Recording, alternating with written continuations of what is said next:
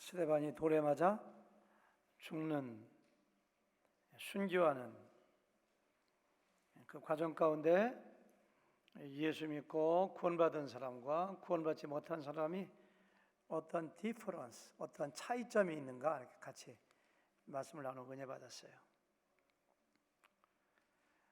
십자가형이 제일 끔찍하죠. 그런데 화형도 끔찍합니다. 산 사람을 장작돔에 놓고 태워 죽이는 것도, 돌에 맞아 죽는 것도 끔찍합니다. 근데 참 오늘 말씀 보면은 스데반이 돌에 맞아 죽었는데 그날부터 시작해서 어마어마한 핍박이 일어나요. 그래서 예루살렘의 교인들이 다 흩어진다는 것은 이렇게 씨앗을 뿌리는 것처럼 다 흩어져 가지고 흩어진 데 가서 이렇게 동굴 속에 숨어 있거나 숨을 죽이고 있던 것이 아니라 거기서 뭐 했다고요? 복음을 증거해 가지고 흩어진 데 가서 교회를 세우고 믿는 사람을 생기게 했다. 이제 오늘 8장의 그런 내용입니다. 내용. 스데반이 돌에 맞아 죽는 광경을 보고서 두 가지 반응이 나와요. 마치 이명박 전 대통령이나 박근혜 전 대통령이 감옥에 갇히니까 백성들 가운데 두 가지 반응이 크게 있어요. 안 됐다. 일국의 대통령이었는데 저렇게까지 감옥에 가둬야 돼? 마음이 너무 아파서 이렇게 동정하고 빨리 풀어달라고 데모하는 사람이 있는가 하면, 또 어떤 사람들은 아주 그냥 감옥에 더 오래 평생 동안 가둬놓아야 돼. 저거 가지고 안 돼. 막 이런 사람이 있잖아요. 그렇죠? 어떠한 사건이 벌어지면은 사람들의 의견이 갈라져요. 스데반이 돌에 맞아 죽으니까 거기 맨 처음에 1절 보니까 사울은 그가 죽임당함을 마땅히 여기더라. 뭔가 섬찟해요. 그렇죠? 사람이 죽었는데, 돌 맞아 죽었는데 마지막 숨을 거둘 때는 아마 그냥 축구공하는 돌멩이 가지고 그냥 확인 사살을 했을 것 같아요. 근데 아무리 미웠지만, 아무리 잘못하다 했다 할지라도 안 됐다, 가족이 있을 텐데 이런 생각해야 되는데, 사울, 이 사람이 누구예요 도대체가? 여러분들 사울이라고 이름 짓지 마세요. 사울 누구요? 그가 죽임당함을 마땅히, 잘 죽었어, 죽어도 싸, 이렇게. 3절에서는 거기서 끝나지 않고 사울이 교회를 잔멸할세, 영어로는 뭐라고 되어 있나? But Saul began, 내가 모르는 단어가 나오네. 괜히 읽기 시작했네요. 저게 뭐야? 통과, 더 터치, 엔터링. 저게 아마 레베이징 저거 같은데, 잔멸하다. 네, 저걸 원어로 보면은 초토화시키는 겁니다. 원어로 보면은 멧돼지가 포도밭을 확 습격해가지고 그냥 포도밭을 쑥대밭 만들어 놓은 거야. 그래서 그 당시는 가정교회잖아요. 가정에 방문해가지고 예수 믿는 사람들을 잡아다가 옥에 가두고 하는, 사울이 그렇게 했다는 거예요. 그날. 한장로면서 9장에 보면은 사울이 여전히 위협과 살기가 등등하여 사람들을 잡아갈 공문을 받아가지고 다메섹으로 가는 장면이 나오죠. 근데 참 이상해요. 그렇게 살기가 등등하고 위협하고 잘 죽었어, 죽어도 싸, 이렇게 했던 사울이 다메섹 가다가 부활하신 예수님 만나니까 확 변화돼 가지고 가장 자기가 죽였던 사람들이 했던 일, 예수 믿고 하나님 찬양하고 전도했던 일을 가장 열심히 하는 사람 되고, 자기도 그 일 때문에 순교를 해요.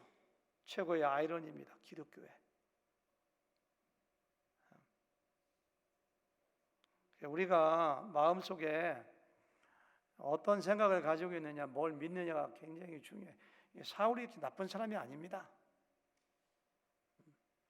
예수님을 이단의 계수라고 생각했어요.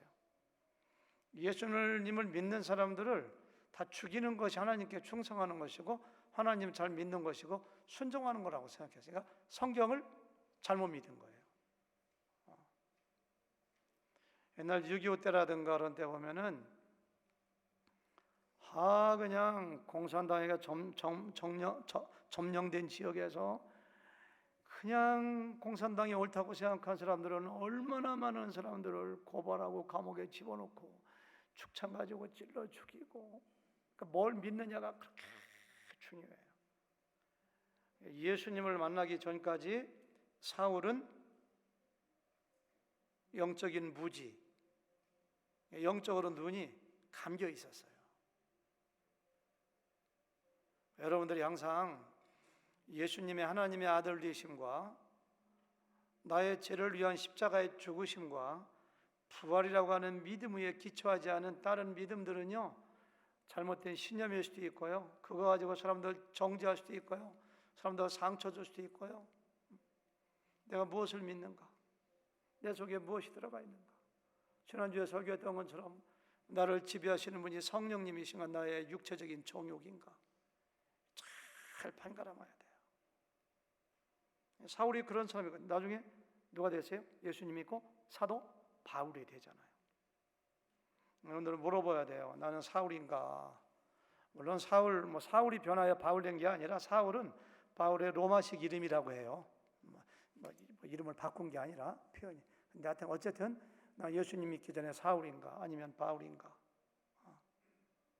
잘못된 믿음 가지고 있으면은 사람들 향해서 돌 던집니다. 잘 죽었어 이렇게 합니다.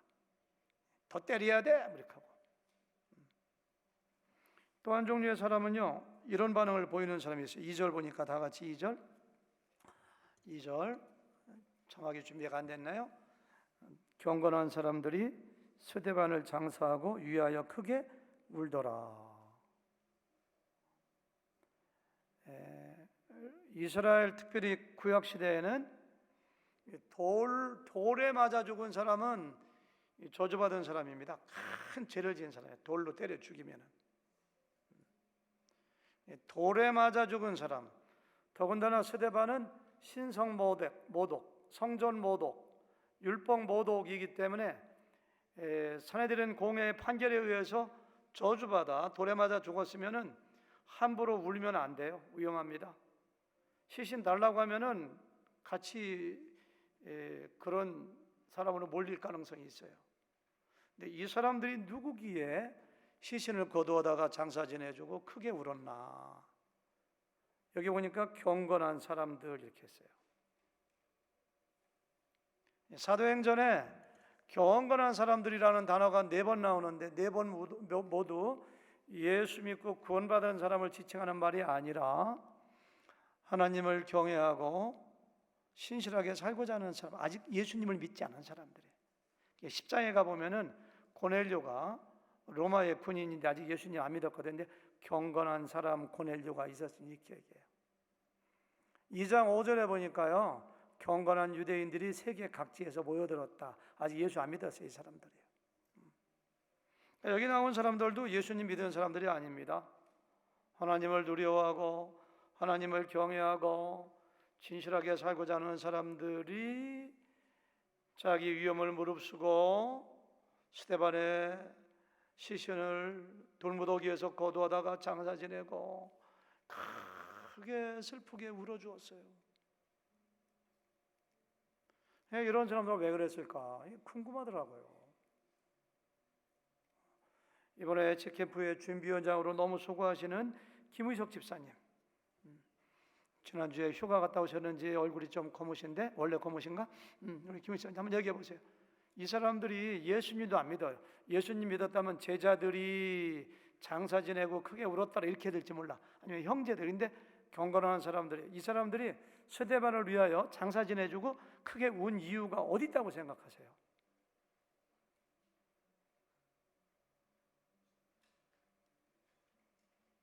김정은 자매님 좀 가르쳐 주세요. 남편이 이렇게 어려워서 힘들어 하시는데.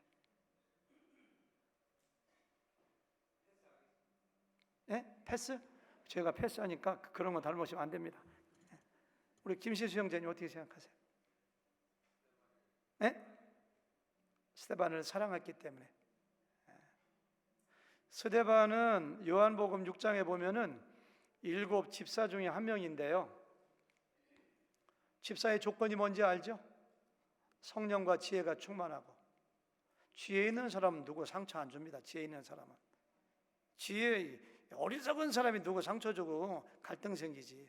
그러다 뭐예요? 다른 사람들에게 뭐 한다고요? 칭찬받는 사람, 칭찬받는 사람.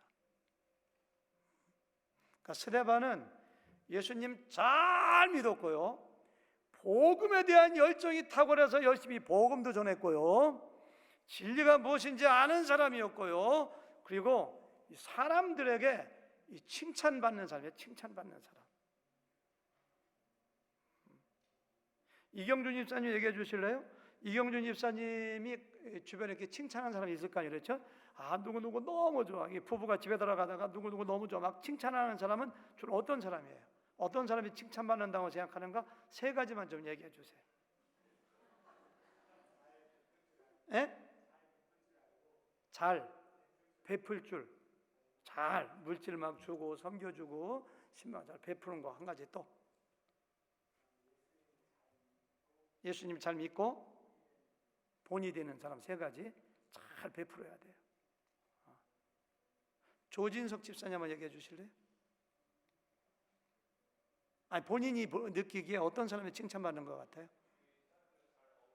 잘 어울리고, 그러니까 잘 놀아주라는 얘기인가요? 그러니까 싸우거나 상처 주지 마, 잘 어울리고. 또 맞아. 너무 강하면은 적이 많아. 상처를 많이. 또 잘 베푸는 사람. 아까 했던 거잖아요. 다른 거 해보시고. 네? 잘 베푸는 거. 그렇죠? 뭐 여러분도 제가 누굴 시켜도 다 이제 그런 비슷한 얘기할 것 같아요. 그러니까 스데반은 굉장히 나이스한 사람이야. 누가 막 어렵다면 신방 가서 같이 울어주고, 물질이 없다면 물질로 구제도 하고, 제일 좋은 사람이 나에게 뭔가를 주는 사람이에요. 주는 사람. 그렇죠? 그런 사람은 잊어먹지 않아요. 그리고 자기 주장 안 하고 복음만 강하게 주장했지 뭐 별로 다른 거 가지고 자기가 이렇게 대가 세어가지고 이런 건 이래야 돼 막 그런 사람이 아니야. 하지만 칭찬만. 그러니까 많은 사람들이, 경건한 사람들이 와 스데반 같아야 돼. 사도행전 2장에 보니까 날마다 모여서 기도하고 떡을 떼고 기도하고 맨 끝에 뭐예요? 사람들에게 칭송을 받더라. 그래서 예수님 잘 믿는 사람 니콜, 사람들에게 칭찬받는 사람이에요. 칭찬받는 사람. 우리 교회 그런 분들 굉장히 많아요. 그런 사람 혹시 있어요, 우리 교회? 흠잡을 게 없어. 그분은 다 좋아. 그분 옆에 있으면 있어도 좋아.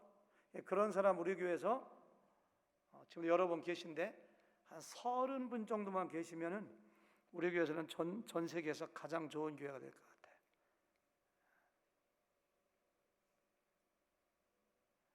성경에 보니까요,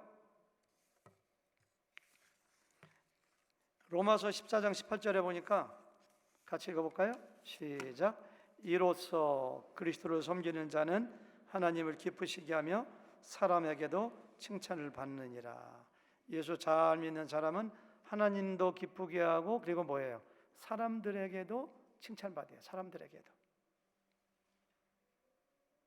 물론 예수님 잘 믿는데 사람들에게 오해받아서 핍박을 받거나 박해를 받을 수도 있죠. 템퍼러리, 일시적으로. 근데 궁극적으로, 제너럴리, 일반적으로는 칭찬을 이렇게 받아야 돼요. 칭찬을. 교회에서도 칭찬받아야 되고 밖에 사람들에게도 칭찬을 잘 받아야 돼요. 디모데전서 3장 7절에 보니까 집사의 조건 중에 한 가지가 또한 애인에게도, 애인은 예수 믿지 않는 사람들 얘기하는 거야. 집사들은 예수 믿지 않는 사람들에게도 선한 증거를 얻은 자야 알아야 할지니 저 사람은 참 믿는, 저 사람은 선한 증거가 믿는 증거, 이렇게 비방과 마귀의 올무에 빠질까 염려하니라. 우리 교회 집사님이나 전도사님이나 목사님들이 어디 가서 구설수에 오르고 잘못하면은 마귀가 그걸 가지고 우리를 참소해요. 참소. 복음 전도의 길이 막혀요, 막혀. 칭찬을 받아야 돼요. 한번 옆 사람하고 이렇게 악수하시면서 칭찬 좀 받고 삽시다. 한번 인사하세요. 칭찬 좀 받고 삽시다. 이렇게 하세요. 다시 한번 하세요. 욕 좀 그만 좀 먹고 살아요. 한번 해보세요. 좀. 아주 이번 기회 솔직히 얘기합시다. 욕 좀 그만 좀 잡수셔. 이렇게. 저도 칭찬받는 사람 되겠습니다. 한번 해보세요. 옆 사람에게. 저도 칭찬받는 사람 되겠습니다. 이왕이면 짧은 세상 살면서 좀 칭찬받고 살아야지.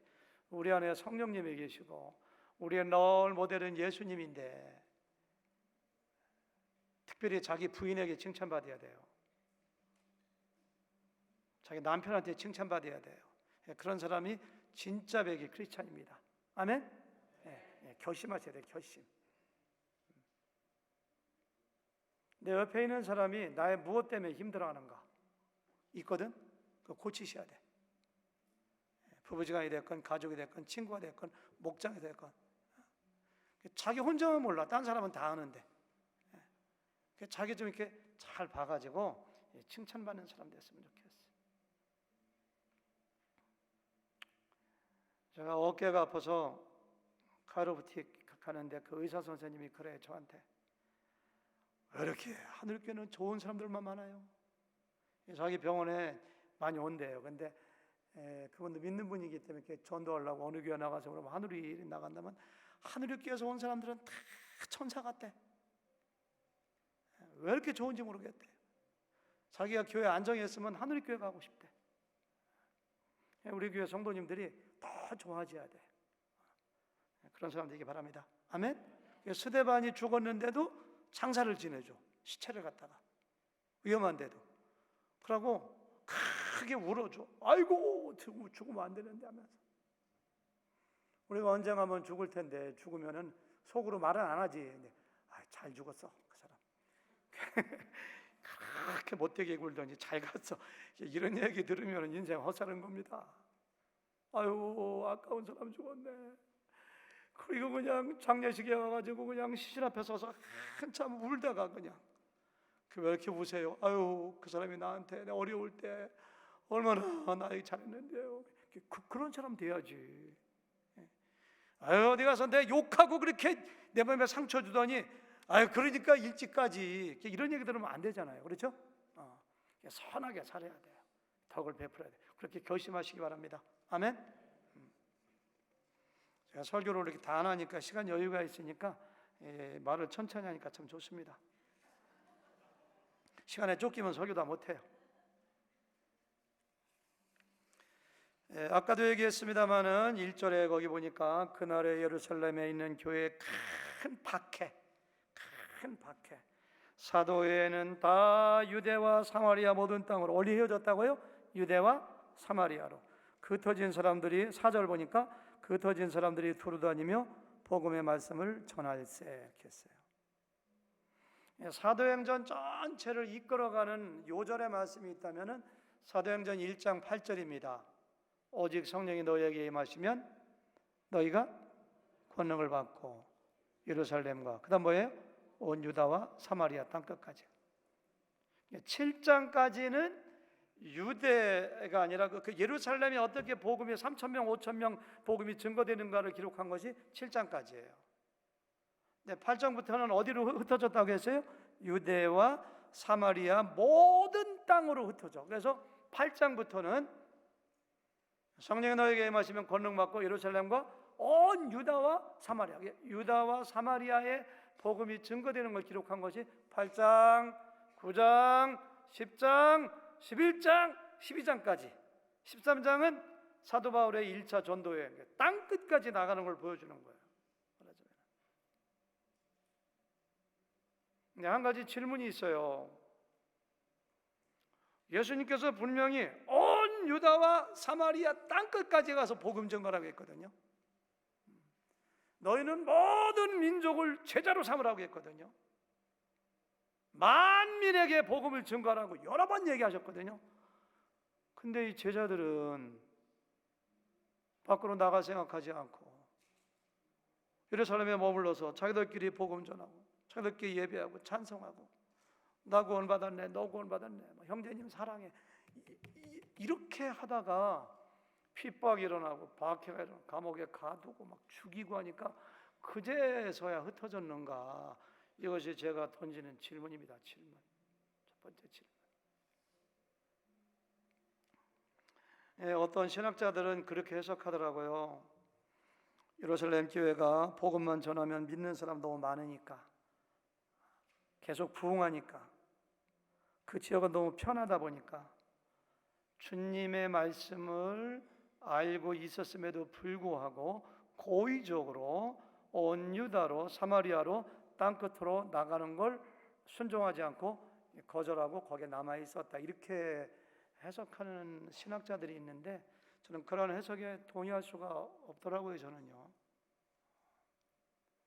왜냐하면은 예루살렘에 있는 교회 교인들과 사도들은 성령이 충만했다고 했고요, 복음에 대해서 굉장히 열정적이었어요.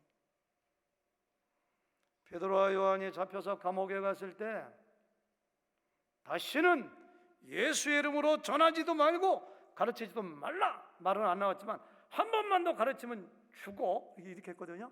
근데 베드로가 뭐라고 하는지 아세요?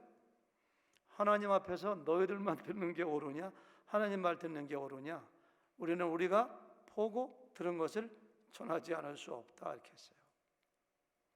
그들이 감옥에서 재판받을 때 성도들은 모여가지고서 우리로 하여금 더욱더 담대하게 말씀 전하게 해주세요, 그렇게 기도했어요. 우리 안전하게 해주세요, 뭐 핍박이 없게, 그런 기도 안 했어요. 담대하게. 그러니까 이 사람들은 복음에 대한 열정으로 충만했어요. 그러니까 땅끝까지 가고 유다로 가고 사마리아 가는 것을 생각했더라면 만사 제끼고 나갔을 것이면 틀림이 없어요. 이들은 안 나갔어요. 안 나갔어요. 못 나갔어요. 생각을 못했어요. 그 이유가 뭐냐? 제가 생각한 것은 그들의 잘못된 고정관념, 잘못된 선입견 때문이에요. 목사님 무슨 근거가 있습니까? 목사님 얘기 아니면 저는 성경에 안 나온 건 잘 얘기 안 합니다. 사도행전 10장에 보면은 베드로는 로마 사람들에게 복음 전가할 생각도 못했어요. 근데 옥상에 올라가서 기도하는데 성령이 환상을 보여주세요. 보자기가 하늘에서 내려오는데 각종 이스라엘 사람들이 먹지 못하는 부정한 짐승이 가득 들어있어. 뭡니까? 먹어라. 이거 먹으면 안 됩니다. 먹어라. 그래서는 그게 뭐냐? 이방인들에게 복음 증거라는 하나님의 사이입니다.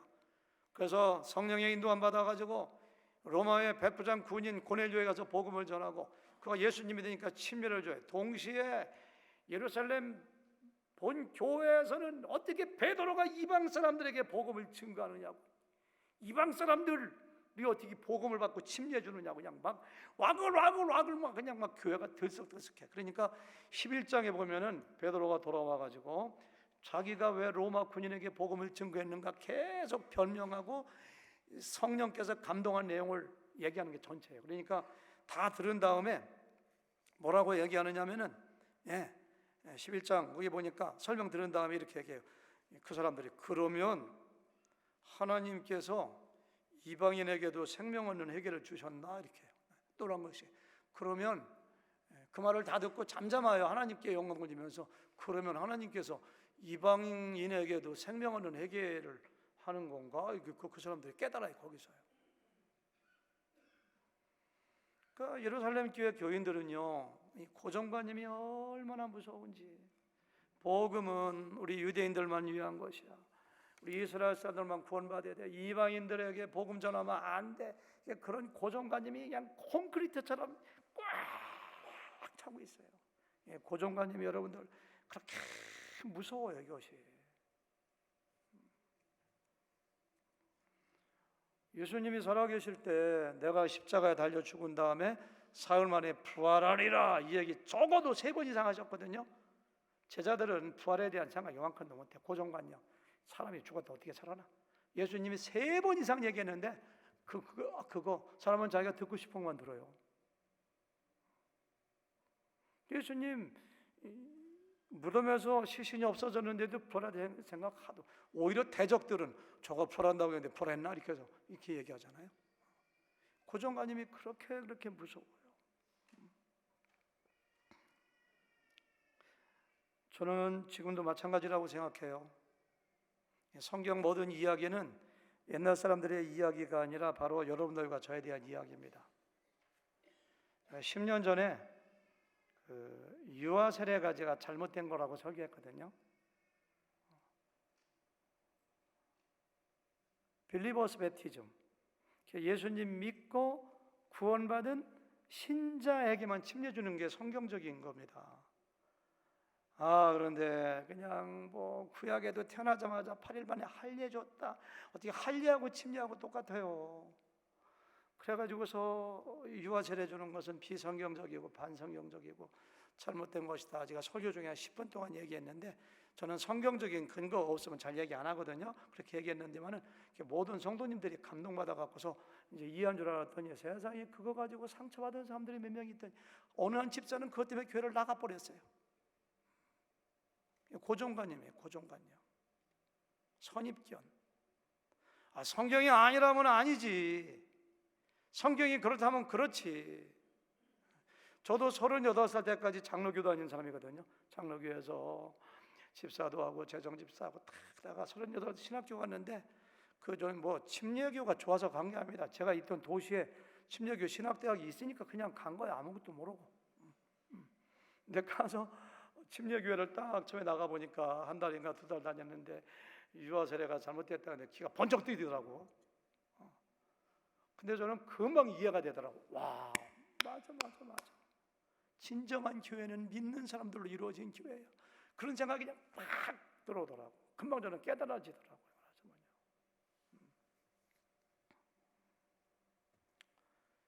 1517년에 마르틴 루터가 종교개혁을 했는데요. 그때까지는 가톨릭에 잘못된 고정관념이 꽉 차 있었어요. 착하게 살면 천국 가, 착하게 살면 구원받아, 율법만 지키면 천국 가, 그리고 의식에 참여하면 돼. 의식에 믿건 안 믿건 의식에 참여하면 구원받아. 우리 아버지 어머니가 믿지 않고 돌아가셨지만은 내가 헌금을 많이 하면은 돈통에 돈이 들어가는 순간 천국으로 착하다가 올라가. 비성경적인 이런 걸로 그냥 가득 차 있어요. 내 마르틴 루터가 성경을 연구하고 성경을 이게 아닌데 그의 은혜로 말미암아 믿음으로 구원을 참다 믿음으로 구원받아. 성경이 그렇다면 과거에 잘못된 고정관념, 관습이라든가 잘못된 그걸 깨버려야 돼요. 깨는 것이 개혁이야. 그 개혁은 지금도 여러분들 개인 가운데서 날마다 일어나야 돼요. 어떤 사람들은 교회는 이래야 돼, 막 이렇게 이 사람은 이래야 돼. 자기 생각, 잘못된 선입견을 딱 가지고 그거에 반대되는 설교하면은 그냥 안 받아들이고 막 그러죠. 성경이 그렇다면 그런 거지. 아멘 하시면 누구예요? 예, 감사합니다. 어떻게 아멘을 한 분밖에 안 하시고 아멘이죠, 그렇죠? 그렇다면 그런 거지.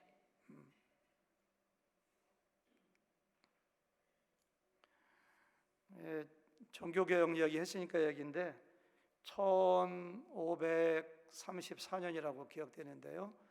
영국에서 종교개혁이 일어났잖아요. 헤얼리 8세라고 하는 왕이 더 이상 우리는 가톨릭의 지배를 받지 않는다. 가톨릭하고 단절이다. 우리도 종교개혁한다. 지금부터 교회의 머리는 나다. 왕이 교회의 모든 머리다. 그래서 영국 사람들은 태어나기만 하면은 유아 세례 받고 무조건 되고 교회의 멤버가 된다.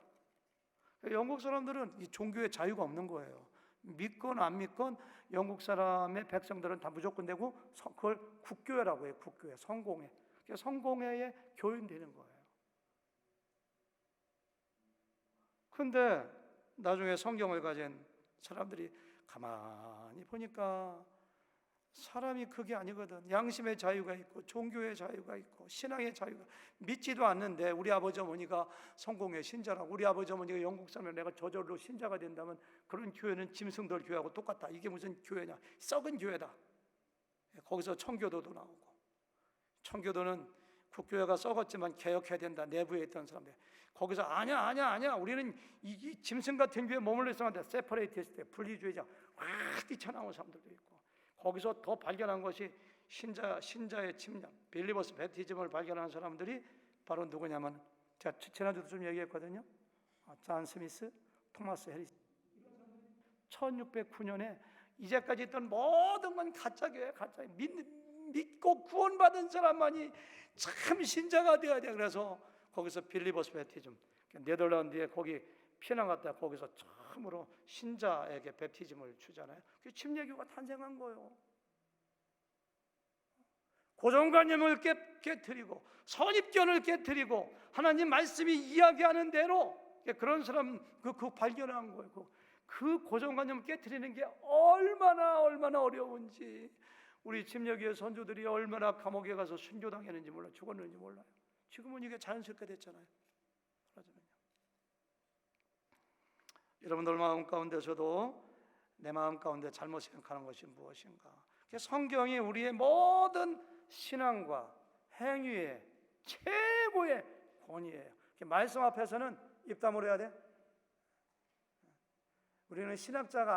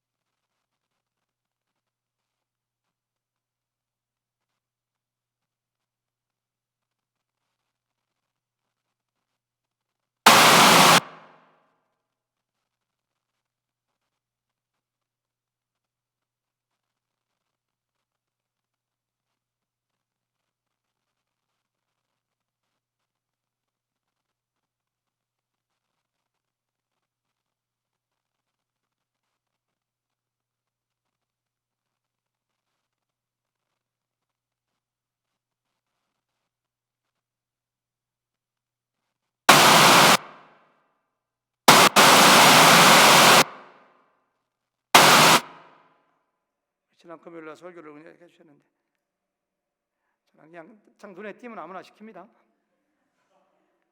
왜 안 도망갔을까요?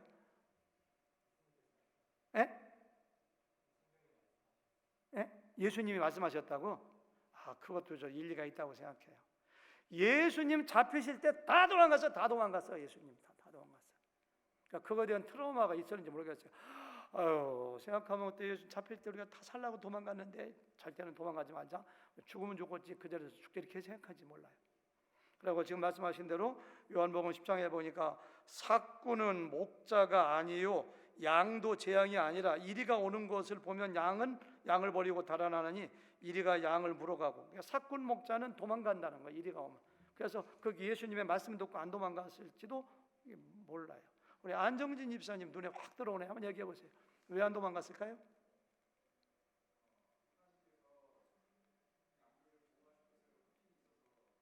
양들 지키려고, 교회 지키려고. 손영환 목사님은 사랑의 원자탄이라고 하잖아요. 1948년인가 그냥 연도 기억 안 나는데 여순 반란 사건 때 공산당 학생들이 자기 두 아들을 총살시켜 버리잖아요. 반란 사건 때 자기 아들을 죽인 사람을 자기 아들로 삼잖아요. 몇 년 있다 6.25 전쟁이 일어나잖아요. 공산당 군인들이 물밀듯이 그냥 막 물려. 애양원에서 나병 환자들을 돌보고 있었거든요. 애양원 그 교회에서. 그 성도들이 목사님 피난 가셔야 됩니다. 피난 안 가면 죽으십니다. 우리야 나병 환자니까 죽어도 그만이지만 목사님 피난 가세요. 아무리 얘기해도 피난 안 가요. 이유가 뭔지 아세요? 제가 어떻게 교회를 버리고 피난 갑니까? 저는 죽어도 여러분들과 함께 죽습니다. 제가 양을 버리고 도망가면 저는 진짜 목사가 아닙니다. 도망 안 가요. 아니나 다를까 공산당에 오자마자 제일 먼저 손영하 목사님을 체포해가지고 여수 감옥에 가뒀다가 15일 만에 1950년 9월 29일에 미평이라고 하는 과수원에 끌고 가서 총살시켜버리잖아요. 순교했어요. 저 12제자가 저는 그렇게 해서 떠나지 않았다고 믿어요. 저는요. 교회를 지키기 위하여. 6.25 때 한국이나 북한이나 얼마나 많은 장로님들, 목사님들이 교회를 지키기 위해서 피난 가지 않았다 순교당했는지 몰라요. 이런 전통 위에 있다고 생각해요. 여러분들 예수님 믿고 구원 받으셨는가요? 천국 백성들은 내 목숨보다 내 생명보다 지켜야 될 더 소중한 가치가 있어. 지금은 그런 것이 많이 사라졌지만 옛날에 얼마 전까지만 해도 여자들은 자기의 정절을 자기 생명과 바꿨잖아요. 정절을 지키기 위해서 5층에서 뛰어내려 죽어버려. 자기가 정절 잃었으면 스스로 죽어 남편 볼 수 없다고. 그런 것처럼 예수 믿고 구원받은 저 여러분들은 신앙의 정절을 지켜야 돼요. 신앙의 정절을. 내 목숨보다 더 중요한 게 있어요. 나에게 맡겨주신 영은 양떼들일지 아니면 나의 사역인지 나에게 맡겨진 교회인지 아니면 나에게 맡겨진 복음의 진리가 됐든 뭐가 됐든지 간에 나는 이것을 위해서 내 목숨을 버릴 수가 있다라고 할 정도로 그 가치 있는 걸 우리는 잡은 사람들이었죠. 왜? 영원한 천국에 갈 사람들이기 때문에. 세상은 나그네와 같이 사는 곳이기 때문에. 세상은 잠깐 있다 없어지는 곳이기 때문에. 이게 세상 눈에 보이는 것에 가치를 두면 안 돼요. 사도들은 그래서 남아 있었던 거예요. 또 한 가지가 이상한 게 있는데요. 저는 이렇게 말씀을 묵상할 때 꼭 질문을 던져요. 빌립은 Why 사마리아? 5절 보니까 빌립이 사마리아 성에 내려가 그리스도를 백성에게 전파하니. 사마리아는 이스라엘 사람들하고 서로가 아주 혐오하고 적대적인 동네입니다. 이스라엘 사람들은 사마리아 사람들을 사람으로 취급하지 않아요. 사마리아 동네가 있으면 지나가면 빠른데 에이 침 뱉고 그 옆으로 돌아가요. 짐승 취급해요. 사마리아 사람들은 그런 이스라엘 사람들 곱게 보고 그래 네가 잘났다. 이때로부터 약 800년 후에 BC 722년에 북이스라엘이 아시리아에게 멸망당합니다. 근데 북이스라엘의 수도가 사마리아. 아수르가 사마리아를 점령한 다음에 제일 먼저 한 것이 뭔지 아세요? 민족 말살 정책 아니면 혼합 정책. 자기 나라에서 사람들은 그냥 수만 명을 강제로 이주시켜 가지고 사마리아 살게 해요. 그리고 사마리아 사람들은 수만 명을 데리고 그냥 아수리아 가서 이 민족을 아주 그냥 이스라엘 나라로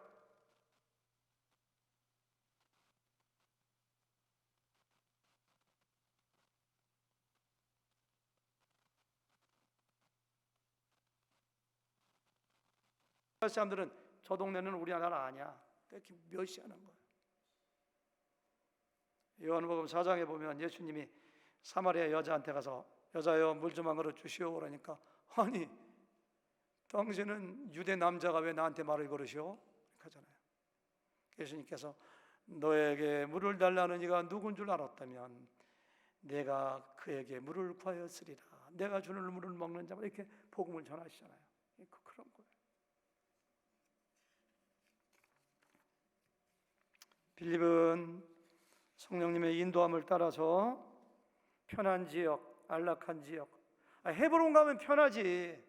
갈릴리 가면 편하지. 저쪽 대가벌리 가면 편하지. 자기 민족이니까, 유대니까.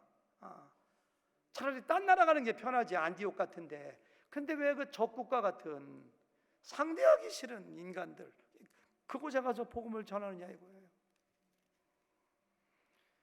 3주 전에 가셨습니다마는 김승시 선교사님 지금은 대만에 계시잖아요.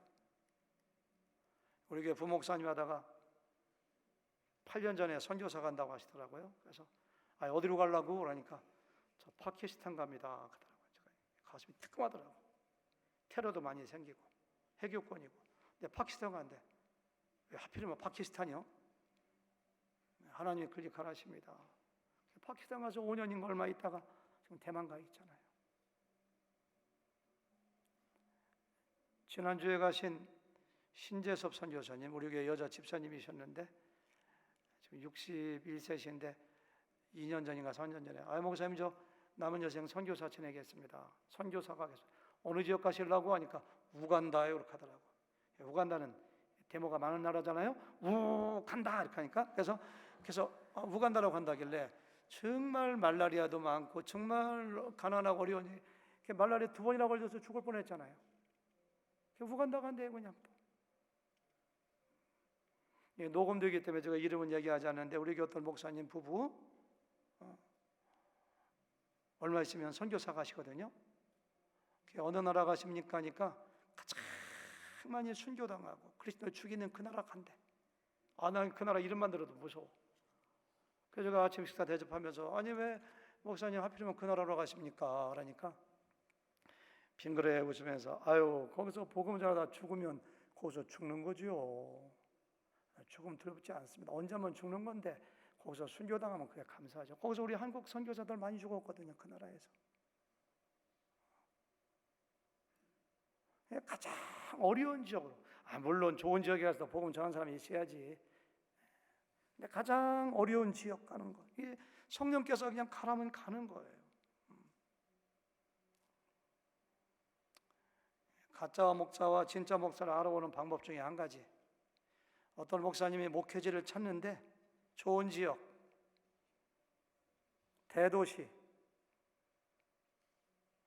큰 교회, 부자들이 많은 교회, 그런 교회만 찾아서 가려고 하는 목사가 있다면 한 80%는 사꾼 목사라고 저는 생각해요. 혹시라도 가짜 목사가 굉장히 많다는데 가짜 목사와 진짜 목사 구별하는 여러 가지 방법 중에 한 가지가 그거예요. 성경을 바르게 해석하느냐, 그의 삶이 어떠냐 여러 가지 봐야 되겠지만 한 가지는 골골짝 빈들에도 복음 들고 가오리다. 그 찬송으로 얼마나 많이 불렀어. 편한 지역에만 간다고 해. 그러면 안 되죠.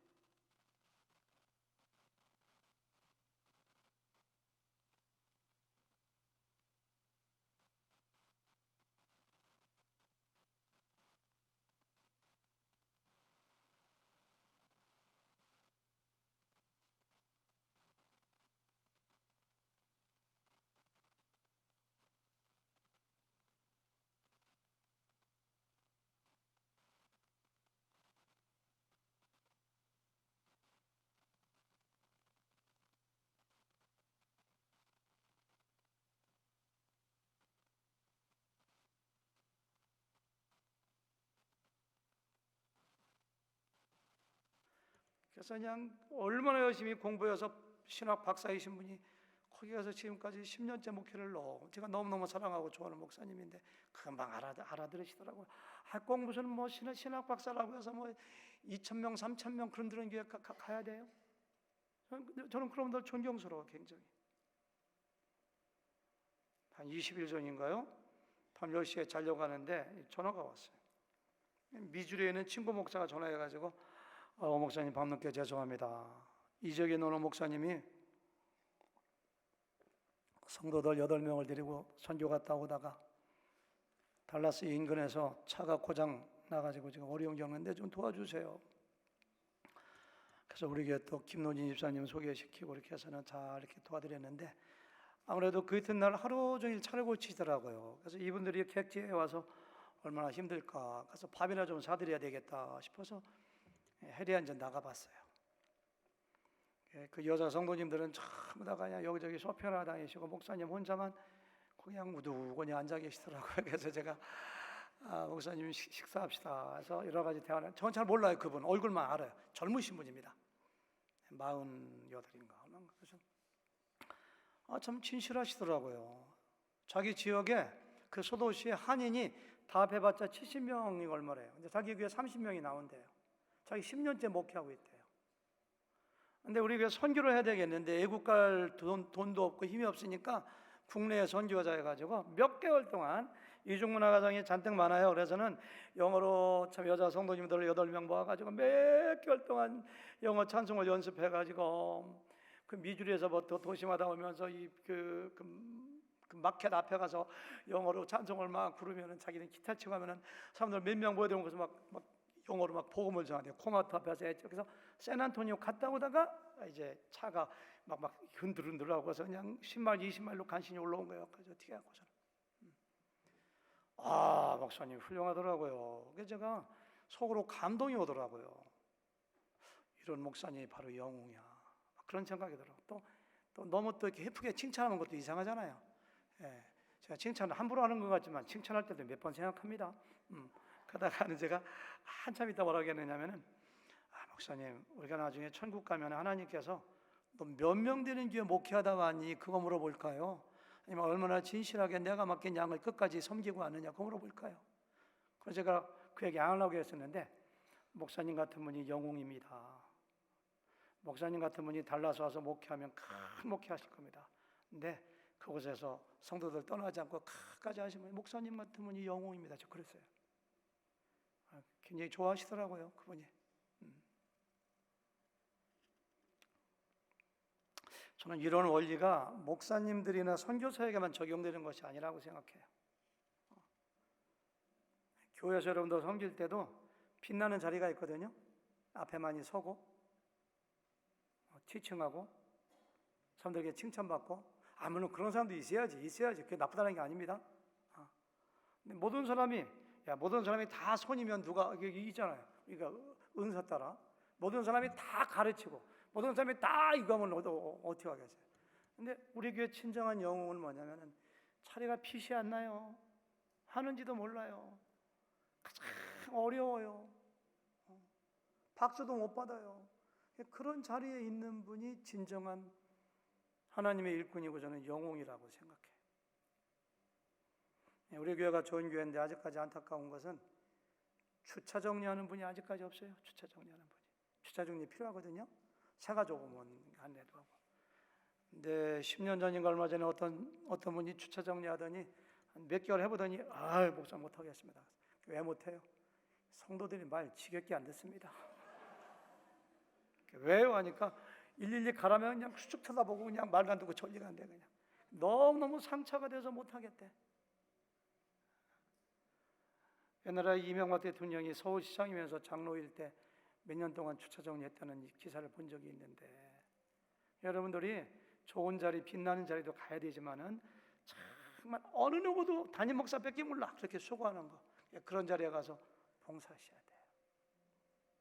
돼요. 우리 교회 목자 목녀들 참 훌륭합니다. 지난번에 목장 변성할 때 어떤 분은 그래요. 목사님 우리 목장은 걱정하지 마세요. 사람 한 명만 보내줘도 되고요. 한 명도 안 보내줘도 돼요. 전도해서 부흥시키면 되죠. 뭐 하더라고. 가끔 어떤 분은 거의 없어요. 가끔 어떤 분은 목사님 목장 평상 옛날에 제가 7, 8년 전에 제가 편성했거든요. 목사님 우리 교회는 이 사람 보내주시고 이 사람 보내주시고 성실한 사람 보내주시고 식사 당번할 때 이런 사람 보내주셔야 됩니다. 이 좀 허접한 사람 보내주면 안 됩니다. 막 이런 사람이 있어요. 그 전에 옛날에 지금은 없어요. 그런 사람. 근데 요즘은 뭐냐면 누굴 보내줘도 제가 섬기야죠. 열심히 없고 좀 대가 씨고 뭔가 불성실하면 제자 훈련시켜서 변화시키면 되죠. 그래야지. 목장 튼튼하고 사람들 많고 좋은 사람 많은 데는 누구를 못해 그걸.